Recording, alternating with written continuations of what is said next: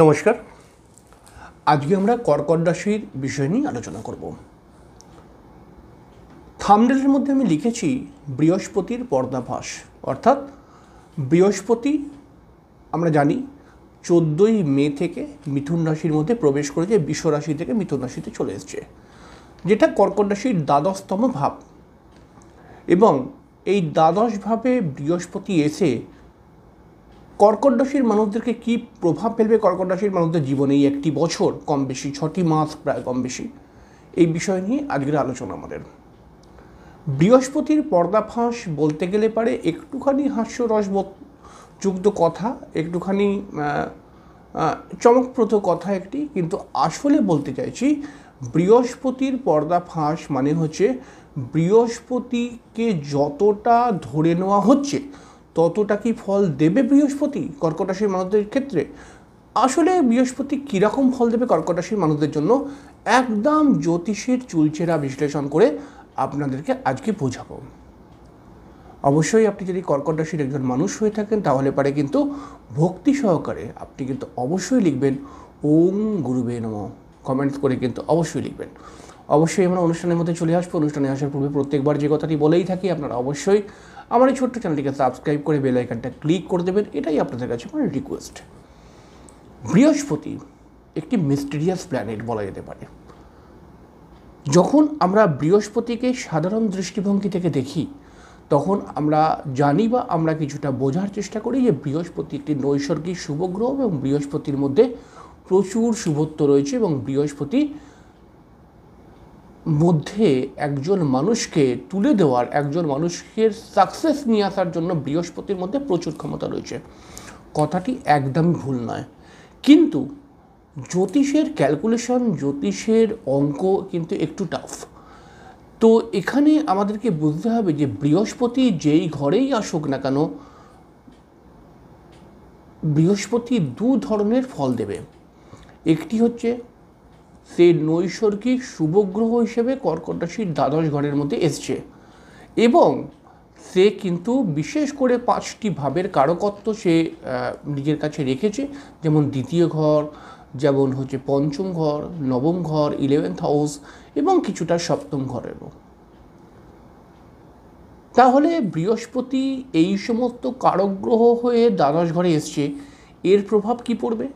আবার বৃহস্পতি কর্কট রাশির মানুষদের জন্য ষষ্ঠপতি এবং নবমপতি। তাহলে এই ষষ্ঠপতি নবমপতি হিসাবে সে দ্বাদশ ঘরে এসছে, এর ফলে কি প্রভাব পড়বে এবং আমি যে কথাগুলি বলবো সামনের 6টি মাসে এই বিষয়গুলোই দেখতে পাওয়া যাবে আপনার জীবনেতে। তাই খুব গুরুত্বপূর্ণ, কারণ এই অনুষ্ঠানটি যদি আপনি ভালো করে শোনেন তাহলে পরে সামনের দিনের প্ল্যান তৈরি করতে পারবেন কিন্তু এই অনুষ্ঠানটিকে দেখে, এবং বেশ কিছু জায়গায় সতর্ক হয়ে যেতে পারবেন এই অনুষ্ঠানটিকে দেখে। প্রত্যেক বছর বৃহস্পতি কম বেশি এক বছর একটি রাশির মধ্যে থাকে, তবে এবছরে একটু ব্যতিক্রম দেখতে পাওয়া যাবে। বৃহস্পতি কিন্তু কম বেশি 18ই অক্টোবর মিথুন রাশি থেকে আবার কর্কটে প্রবেশ করে যাবে, আবার 5ই ডিসেম্বর কর্কট থেকে বক্রী হয়ে মিথুনে চলে যাবে। তো এরকম ঘটনাও আমরা দেখতে পাবো। এর ফলেও কর্কট রাশির জীবনে বেশ কিছু শুভ বা অশুভ প্রভাব পড়বেই। তাহলে আমরা এক এক করে শুরু করে দিই। প্রথম হচ্ছে বৃহস্পতি একটি নৈসর্গিক শুভ গ্রহ এবং বৃহস্পতি হচ্ছে 5টি ভাবের কারক গ্রহ। সে যখন কর্কট রাশির দ্বাদশ ঘরের মধ্যে এসছে, এর ফলে কী কী প্লাস পয়েন্ট এবং কী কী মাইনাস পয়েন্ট ক্রিয়েট হবে।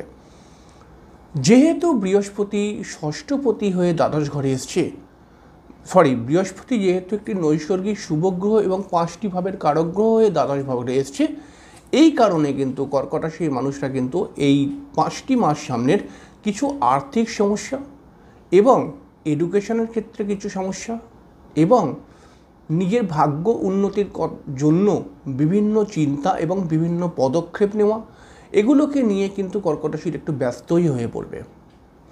যেহেতু বৃহস্পতি সপ্তম ভাবের কারক গ্রহ, তাই সে যখন দ্বাদশ ঘরে এসছে তখন কিন্তু আপনার বিবাহিত জীবন নিয়েও কিছু কম বেশি প্রবলেম তৈরি করতে পারে।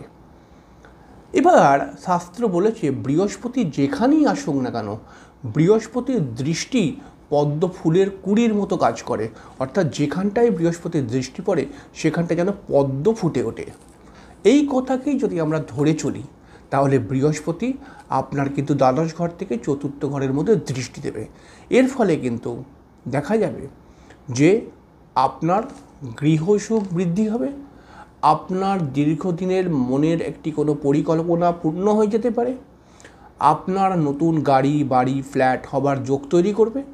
এছাড়াও যারা এডুকেশনের মধ্যে রয়েছে এবং প্রাথমিক এডুকেশনের মধ্যে রয়েছে তাদের এডুকেশন কিছুটা ভালো হওয়ার সম্ভাবনা তৈরি করবে। এবং চতুর্থ ঘর হচ্ছে মায়ের ঘর, তাহলে এখানে বৃহস্পতি যদি দৃষ্টি দেয় তাহলে মায়ের শরীর স্বাস্থ্য থেকে কিন্তু মাকে কিছুটা রক্ষা করবে বা রিকভার করবে। এটা আমরা বুঝতে পারলাম। এবারে আমরা জানি বৃহস্পতির আরেকটি দৃষ্টি সপ্তম ঘরে গিয়ে পড়ছে, অর্থাৎ আপনার রাশির ঠিক ষষ্ঠ ঘরে, কর্কট রাশির ঠিক ষষ্ঠ ঘরে। তাহলে এখানে বৃহস্পতির দৃষ্টি দিয়ে কিন্তু আপনার নতুন চাকরির সম্ভাবনা তৈরি করবে, চাকরি করার মানসিকতা দিয়ে দেবে। এবং আপনি যদি দীর্ঘদিন থেকে কোনো লোন প্রাপ্তির জন্য চেষ্টা করে থাকেন সেই লোনটা প্রাপ্তি করিয়ে দেবে। এবং যদি কম বেশি কিছু মানুষ আপনার সঙ্গে শত্রুতা করার চেষ্টা করে তাহলে সেই শত্রুকে কিন্তু ধ্বংস করে দেবে বা নাস্তানাবুদ করে দেবে এই বৃহস্পতি। এবং বৃহস্পতির নবম দৃষ্টি আপনার ঠিক অষ্টম ঘরে গিয়ে পড়বে। এই কর্কট রাশির অষ্টম ঘরের মধ্যে বৃহস্পতির দৃষ্টি ফেলার পরে ফেলার জন্য যে সমস্ত কর্কট রাশির মানুষেরা বা কর্কট লগ্নের মানুষেরা জ্যোতিষ বা অকাল্ট রিলেটেড কাজকর্মের সঙ্গে যুক্ত তাদের কর্মের ক্ষেত্রে কিন্তু ইমপ্রুভমেন্ট ক্রিয়েট হয়ে যাবে। এবং জীবনের যে জিনিসটা আপনি আগে করতে গেছিলেন কিন্তু কোনো কারণে আটকে গেছিল, যে কাজটা হতে হচ্ছিল না, সেই কাজটাও কিন্তু এই সময় যদি আপনি চেষ্টা করেন সেটাও কিন্তু ক্লিয়ার হয়ে যাবার সম্ভাবনা ক্রিয়েট হয়ে যাবে। এবং এই বৃহস্পতি তার শুভ দৃষ্টি দিয়ে তার নবম দৃষ্টি দিয়ে আপনার জীবনের জটিলতাকে কম করার চেষ্টা করবে এবং আপনাকে একটি সুন্দর পথ বা সুন্দর ওয়ে বলে দেবে যে আপনি এইভাবে এগোন, তাহলে পারে কিন্তু আপনি সফলতা পাবেন। এবং কম বেশি আপনি বুঝতে পারবেন এই বছরের মধ্যে যে আমার কাছে নতুন সুযোগ, নতুন সুবিধা বা নতুনভাবে কিছু পরামর্শ আসছে, যেইগুলোকে মেনটেন করে আমি যদি চলি আমার সামনের দিনটা কিছুটা ভালো হতে পারে। এগুলো বড় বড় এক্সপিরিয়েন্সওয়ালা লোকরা বলছে। তাহলে এটাই কিন্তু বৃহস্পতি আপনাকে দেবে। কিন্তু আরেকটি দৃষ্টিভঙ্গি থেকেও আমাকে দেখতে হবে যে বৃহস্পতি আপনার লগ্নের বা আপনার রাশির ষষ্ঠপতি এবং নবমপতি, সে এসছে আপনার দ্বাদশ ঘরে। তাহলে এখানে কি ফল দেবে? এখানে খুব মিরাকেল ফল দেবে। এইবার ফলটা কিছুটা চেঞ্জ হয়ে যাবে। দেখুন, তাহলে আমরা ধরে নিই ষষ্ঠপতির দৃষ্টি পড়বে চতুর্থ ঘরের মধ্যে, তাহলে হঠাৎ ষষ্ঠ ঘর মানে রোগ, তাহলে রোগের অধিপতি যদি চতুর্থ ঘরে দৃষ্টি দেয় তাহলে হঠাৎ আপনার মায়ের শরীর স্বাস্থ্য খারাপ হয়ে যাবে। তাহলে আমি আগেই বলেছিলাম যে বৃহস্পতি একটি নৈসর্গিক শুভগ্রহ বলে আপনার মাকে রিকভার করবে, আপনার মায়ের শরীর স্বাস্থ্য ভালো করবে।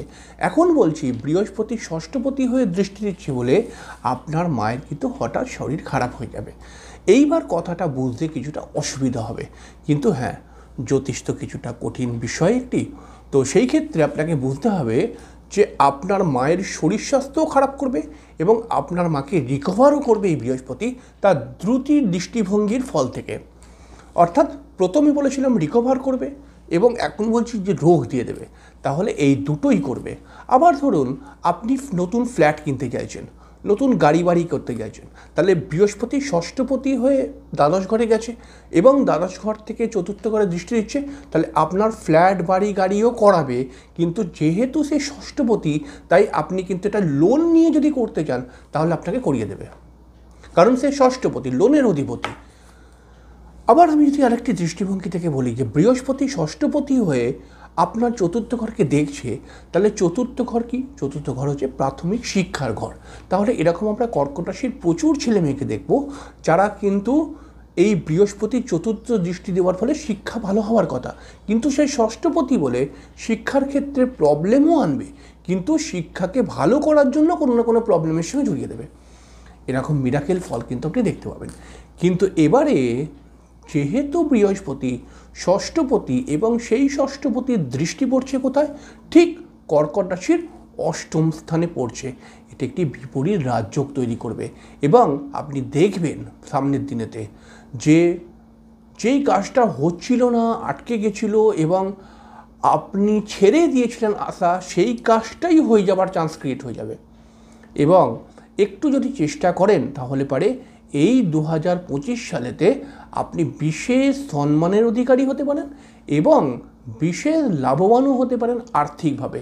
কারণ বৃহস্পতি একটা তো হচ্ছে নিজের অর্থের কারক গ্রহ, অন্যদিকে হচ্ছে সে বিপরীত রাজ্য ক্রিয়েট করছে বা কিছুটা বিপরীত রাজ্যকের এফেক্টে আসছে। তো এর ফলে কিন্তু আপনার জীবনকে ঘুরিয়ে দেবে এই বৃহস্পতি 1 বছরের মধ্যে। তবে এই বৃহস্পতি কিন্তু নবমপতিও, তাহলে আমরা বলতে পারি নবমপতি ষষ্ঠ ঘরের বা দ্বাদশ ঘরের মধ্যে গেছে। তো নবমপতি যখন দ্বাদশ ঘরের মধ্যে যায় তখন কিন্তু পিতার শরীর স্বাস্থ্য খারাপ হবার কিছু ইন্ডিকেশন ক্রিয়েট করে দেয়। তাহলে আপনি যদি কর্কট রাশির ব্যক্তি হন তাহলে কোনোভাবেই হালকাভাবে নেবেন না, হঠাৎ কিন্তু আপনার পিতার শারীরিক সমস্যা বৃদ্ধি হতে পারে। এছাড়াও নবমপতি দ্বাদশ ঘরে যদি চলে যায় তাহলে পারে কিন্তু দেখা যাবে যে আপনার গুরুহানি বা আপনার কোনো বয়োজ্যেষ্ঠ আপনার বাড়ির মধ্যে যে বিভিন্ন আপনার বাড়ির মধ্যে যে জ্যাঠামশাই মেসোমশাই বা মামা এরকম যে রিলেশনের মধ্যে রয়েছেন কোনো বয়োজ্যেষ্ঠ গুরু রিলেটেড মানুষ আর কি, তাদের কিন্তু হঠাৎ মৃত্যুও হয়ে যাওয়ার চান্স ক্রিয়েট হবে বা তারা হঠাৎ ক্রিটিক্যালিটির মধ্যে শারীরিক সমস্যার মধ্যে পড়তে পারে। যে সমস্ত কর্কট রাশির ছেলেমেয়েরা আউট অফ স্টেট থেকে পড়াশোনা কমপ্লিট করতে চাইছেন, কারণ নাইন্থ হাউস হচ্ছে যে দূরযাত্রা, নাইন্থ হাউস হচ্ছে এডুকেশন উচ্চশিক্ষা, আর দ্বাদশ ঘর মানে হচ্ছে দূরযাত্রা বা বিদেশ যাত্রা। তাহলে যে সমস্ত কর্কট রাশির ছেলেমেয়েরা বিদেশ থেকে পড়াশোনা করার চেষ্টা করছেন বা বিদেশে পড়াশোনা করছেন বা বিদেশে পড়াশোনা করার বা আউট অফ কান্ট্রিতে পড়াশোনা করার প্ল্যানিং করছেন, তাদের জন্য কিন্তু এই বৃহস্পতি নতুন নতুন অনেক রাস্তা খুলে দেবে। তাই ব্যাপারটা খুব মিস্টেরিয়াস ফল হচ্ছে। এবার দেখুন এই নবমপতির দৃষ্টি পড়ছে চতুর্থ ঘরের মধ্যে, অটোমেটিক্যালি নবম ঘর হচ্ছে ভাগ্যের ঘর। তাহলে এই ভাগ্যের অধিপতি যদি চতুর্থ ঘরকে দেখে তাহলে পারে কিন্তু নতুন গৃহ প্রাপ্তি হয়, নতুন ঘরের মধ্যে কোনো মাঙ্গলিক অনুষ্ঠান হবার সম্ভাবনা থাকে, এই 5 মাসের মধ্যে সেটা হবার সম্ভাবনা ক্রিয়েট হবে। তবে অক্টোবর মাস থেকে বৃহস্পতি যে 2 মাসের জন্য এই কর্কটে চলে আসবে তখন কিন্তু কর্কট রাশির নতুন নতুন অনেক সুযোগ খুলে যাবে এবং যারা কর্কট রাশির ছেলেমেয়েরা বিবাহ করতে ইচ্ছুক তাদের নতুন বিবাহের যোগাযোগ বৃদ্ধি পাবে, প্রেমে সফলতা আসবে এবং আর্থিক উপার্জনের জন্য নানা সোর্স খুলে যাবে। এবার দেখুন নবমপতি দ্বাদশে গেছে এবং তাহলে আমরা বলতে পারি একটি কথা যে নবমপতি দ্বাদশে গেছে এবং দ্বাদশ থেকে সে কিন্তু আমার ঠিক ষষ্ঠ ঘরের মধ্যে দৃষ্টি দিচ্ছে। তাহলে এখানে একটি কথা বলতেই পারি আমরা যে আমরা ঘুরিয়ে ফিরিয়ে বলতে পারি নবমপতির দৃষ্টি কিন্তু ষষ্ঠ ঘরের মধ্যে পড়ছে। এর ফলে হচ্ছে কি যে নবম মানে ভাগ্যের উন্নতি আর ষষ্ঠ মানে কি চাকরি, তাহলে এবং দ্বাদশ মানে কি এক দূরযাত্রা বিদেশ। তাহলে বিদেশে যারা চাকরি করতে ইচ্ছুক বা বিদেশে যারা চাকরি করছে তাদের কিন্তু নতুন প্রমোশন বা নতুন উন্নতির সুযোগ এগুলো কিন্তু চলে আসবে। এরকম করে আমাদেরকে দেখতে হবে। এবারে এর আগে যখন আমরা অনুষ্ঠান করেছিলাম তখন এটা আরও কিছু বলা যায়, তবে এটুখানি বললাম। এর আগে যখন অনুষ্ঠান করেছিলাম তখন বলেছিলাম যে বৃহস্পতি অমুক জায়গায় আসছে তো আপনাদেরকে ভরিয়ে দেবে, কিন্তু এরকম ঘটেনি এবং এর জন্য আপনারা ডিপ্রেস। আপনারা কিন্তু অনেকেই লিখেছেন যে আপনি যা বলছেন সেগুলো তো মিলছেই না। হ্যাঁ, এগুলো মিলবে না। এগুলো প্রত্যেকটি জ্যোতিষী যা যা কথা বলছে সেই কথাটা প্রত্যেকটি জ্যোতিষীই জানে যেটা মিলবে না, কিন্তু যেহেতু রাশিফলের অনুষ্ঠান প্রচুর মানুষ দেখে এই কারণে জ্যোতিষীরা করবে। আমি হয়তো বলে দিচ্ছি, অন্য জ্যোতিষীরা বলবে না। এবারে ব্যাপারটাকে বুঝুন যে একজন অ্যাস্ট্রোলজার বলল কি বৃহস্পতি অমুক জায়গায় আসতে পারে, আপনার এটা হবে সেটা হবে, ভালো ভালো সব জিনিস হবে, আপনি লাখ লাখ কোটি কোটি টাকা পেয়ে যাবেন। কিন্তু এটাই কি হয়ে যাবে? কখনো হতে পারে? এটা কখনোই হতে পারে না। আসলে আপনার জন্মছকটা না যতক্ষণ দেখা হবে ততক্ষণ বা তার আগে অবধি কেউ বলতে পারবে না যে এবার বৃহস্পতি এসে আপনাকে কী ফল দিয়ে চলে যাবে। আসলে আপনার জন্মছকের মধ্যে দেখতে হবে যে বৃহস্পতির স্ট্রেংথ কতটা আছে। যদি সেই স্ট্রেংথ থাকে, বৃহস্পতি যদি আপনার ছকে বলশালী হয়ে থাকে, তখনই কিন্তু আপনার রাশির সাপেক্ষে ভালো ভালো স্থানে বৃহস্পতি আসলে আপনাকে অনেক কিছু দেবে। এটাই কিন্তু নিয়ম, এইভাবেই কিন্তু জ্যোতিষ চলে। এইবার এটাকে যারা বুঝছে না তাদের ক্ষেত্রে একটু শিক্ষার অভাব রয়েছে, কিন্তু যে কোনো গ্রহই আপনাকে ভালো ফল তখন দেবে সেই গ্রহটা যদি আপনার জন্মছকে ভালো থাকে। এবার মনে করা যাক আপনার জন্মছকে ভালো নেই, তাই জন্য আপনি ভালো ফল পাচ্ছেন না, তো সেক্ষেত্রে কিন্তু সঠিক রেমেডি করতে হবে এটা কিন্তু বুঝে নিন। যদি মনে করা যাক আপনি রেমেডি করার জায়গায় নেই বা আপনি রেমেডি করতে পারছেন না, প্রতিকার করতে পারছেন না, সেক্ষেত্রে গ্রহটার জপ এবং আচার বিচার মানতে হবে। দেখুন, বৃহস্পতির মধ্যে প্রচণ্ড একটা কিন্তু মানে বৃহস্পতি কেমন করে ফল দেয় দেখুন, দুটো দৃষ্টিভঙ্গি থেকে বৃহস্পতি ফল দিয়ে দেয়। একটি হচ্ছে কি, জন্মছকের মধ্যে বৃহস্পতি যদি ভালো থাকে তাহলে মনে করা হবে যে আপনার কপাল ভালো, পূর্বজন্মের কর্মফল ভালো, এই অনুপাতে বৃহস্পতি আপনাকে ফল দেবেই। আরেকটা হচ্ছে কি, আপনার আচার বিচার যদি ভালো হয়, বৃহস্পতি সম্পর্কীয় হয়, তাহলে পারে বৃহস্পতি আপনাকে ভালো ফল দেবে। আপনি দেখে রাখবেন, এইগুলোই মিলবে। এবার ধরুন আমি বলতে চাইছি যে কোনো একজন মানুষ প্রচণ্ড নেশাভান করে, প্রচণ্ড নেগেটিভ লাইফকে নিয়ে চলে এবং তার মধ্যে অনেক বদ অভ্যাস রয়েছে, তার মধ্যে অহংকার রয়েছে, তার মধ্যে কোনো কিছু শেখার কোনো ইচ্ছা নেই বা ধৈর্য নেই, এবং সে বরঞ্চ লোককে ডমিনেটই করে কিন্তু লোকের একটি কথাও শোনে না, এরকম মানুষকে বৃহস্পতি কিন্তু ভালো ফল দেবে না, দিতে পারে না। কারণ বৃহস্পতির মতো লোকটা নয়, লোকটা আসলে রাহুর মতো হয়ে যাচ্ছে, তাহলে বৃহস্পতি এরকম লোককে দেবে না। আপনি আপনার আচার বিচারকে চেঞ্জ করুন। বৃহস্পতি যখনই রাশির ভালো জায়গায় আসবে, ওখানে দেখতে হবে না আপনার জন্মছকে বৃহস্পতি ভালো আছে না খারাপ আছে, তোর যদি খারাপও থাকে তবুও আপনি ভালো ফল পাবেন। এইভাবেই কিন্তু চলে জ্যোতিষ। এটাকে বুঝতে হবে, বুঝে নিন। এইটা যদি বুঝেছেন তাহলে কিন্তু জ্যোতিষ ইজি। আর যদি এটা না বোঝেন, এইগুলোও করছেন না, আপনার জন্মছকে বৃহস্পতিও ভালো নেই, তাহলে বৃহস্পতি যতই ভালো ভালো স্থানে এসে যাক, আপনি কিন্তু ফল পাবেন না চট করে। এটা আপনি প্র্যাকটিক্যাল জীবনে দেখে নেবেন। আজকে যে কথাগুলো আমি বললাম, এই সামনের দিনেতে, সামনে 6টি মাস 7টি মাসের মধ্যে এই কথাগুলো মিলবে আপনার জীবনের সাথে। এবং অবশ্যই কোনো ভালো অ্যাস্ট্রোলজারকে দিয়ে নিজের জন্মছক বিচার করিয়ে নিজের সমস্যার সমাধান করান, নিজের বৃহস্পতির প্রতিকার করান, দেখবেন আপনি আগুনের মতো ফল পাবেনই পাবেন। কিন্তু আর যদি আপনি প্রতিকার করতে না পারেন, মন্ত্র জপ করুন, অবশ্যই ভালো ফল পাবেন। কিন্তু প্রত্যেকদিন একই সময় মন্ত্র জপ করার চেষ্টা করুন। এইভাবেই বৃহস্পতি ফল দেয়। এই কথাটা কিন্তু অনেকে বুঝতে চায় না। আশা করছি আপনাকে কিছুটা বোঝাতে পেরেছি। যাই হোক, অনুষ্ঠানটা ভালো লাগলে পরে চ্যানেলটিকে সাবস্ক্রাইব করবেন এবং আপনার মূল্যবান যদি কোনো বক্তব্য থাকে অবশ্যই কমেন্টস করে লিখবেন। এবং আপনি আরও কী ধরনের অনুষ্ঠান দেখতে চাইছেন সেই বিষয়েও লিখতে পারেন, আমি সেই বিষয় নিয়ে অনুষ্ঠান করব। যাই হোক, চ্যানেলটিকে কিন্তু সাবস্ক্রাইব অবশ্যই করে রাখবেন। তো পরের দিন আবার দেখা হয়ে যাবে, ততক্ষণের জন্য